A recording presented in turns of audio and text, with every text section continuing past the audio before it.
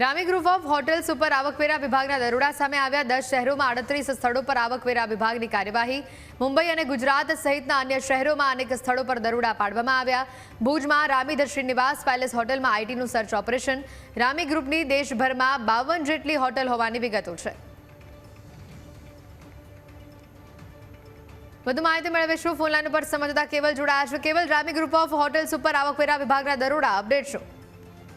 ચોક્કસપણે સમગ્ર ઘટનાની વાત કરવામાં આવે તો આજ વહેલી સવારથી જ રામી ગ્રુપ ઓફ હોટલ્સ ભુજમાં આવેલી છે ત્યાં આવક વિભાગ દ્વારા સર્ચ ઓપરેશન હાથ ધરવામાં આવ્યું છે।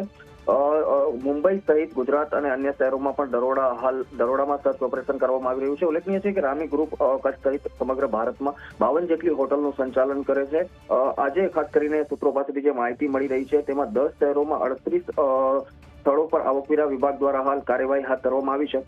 ભુજમાં આવેલી જે રામી ગ્રુપ ઓફ હોટેલ્સ છે, જે શ્રીનિવાસ પેલેસ આવેલું છે, ત્યાં પણ આજ વહેલી સવારથી જ આવકવેરા વિભાગનું સર્ચ ઓપરેશન ચાલી રહ્યું છે।